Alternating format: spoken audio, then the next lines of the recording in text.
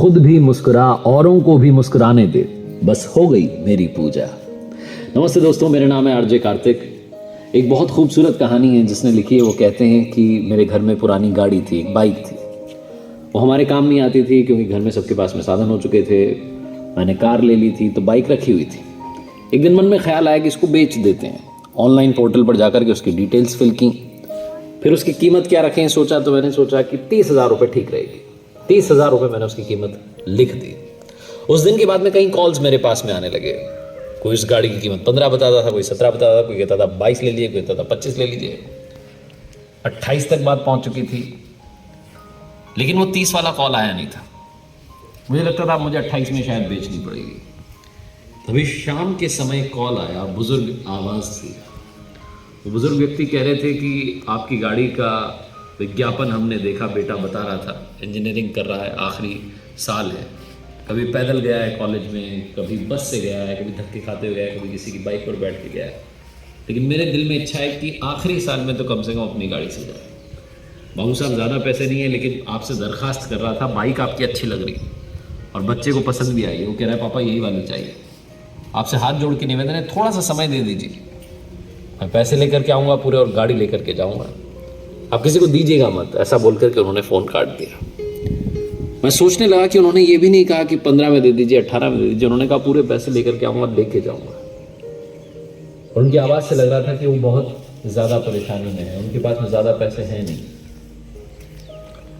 शाम का समय था, घर में संध्या आरती होने वाली थी। पता नहीं मुझे भगवान ने क्या बुद्धि दी। मैंने कॉल किया उन्हें और कहा कि सर आप जहाँ कहीं से भी बोल रहे हैं, आप मेरा पता लिखिए और कल आ जाइए। कितने पैसे हैं आपके पास? तो उन्होंने कहा कि बाबू साहब 20,000 रुपये जोड़ पाया हूँ, थोड़ा सा और समय दीजिए, मोबाइल बेच दूंगा, कुछ सामान बेच दूंगा, 10,000 इकट्ठे करके 30 लेके आऊँगा। मैंने कहा नहीं, बस 20,000 रुपये लेके आ जाइएगा कल और गाड़ी लेके जाइएगा। उनके चेहरे पर जो खुशी थी, उनकी आवाज़ में जो खुशी थी, वो बयान नहीं की जा सकती। उसके बाद रात में एक दो बार और उनका कॉल आया कि पक्का आ जाऊँ ना। सुबह सुबह कॉल आ गया कि बेटा तैयार हो गया, हम आ रहे हैं आपके लिए, निकल चुके हैं आपके पास आने के लिए।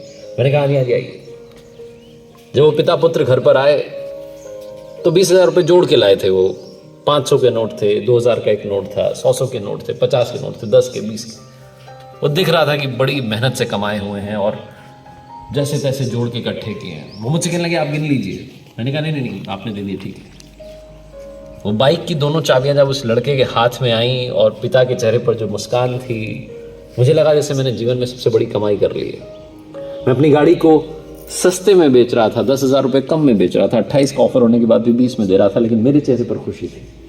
वो जो रुपये लेकर के आए थे उसमें मैंने 500 रुपये की नोट उन्हें वापस दिए और कहा जाते जाते मिठाई खरीद लीजिएगा, क्योंकि मन में एक बात थी कि क्या पता इनके पास में पेट्रोल डलाने के पैसे होंगे, नहीं होंगे। अगर होंगे भी तो मिठाई खरीद लेंगे, थोड़ा पेट्रोल डला लेंगे। वो पिता पुत्र मुझे बहुत सारे दुआएं दे करके, वो जो बुजुर्ग थे वो मुझे बहुत सारा आशीर्वाद दे करके वहाँ से गए। उस दिन ऐसा लगा जैसे जीवन की कमाई कर ली। छोटी सी कहानी ये सिखाती है कि अगर आप दूसरे के चेहरे पर अपनी तरफ से थोड़ी भी कोशिश करें और मुस्कान लाएं तो बात बन जाती है। एक बार फिर से वही बात जो अक्सर आपसे कहता हूं, ऊपर वाले के आशीर्वाद, अपनी मेहनत और अपनों के प्यार के साथ कर दिखाओ जैसा कि दुनिया करना चाहे आपके जैसे।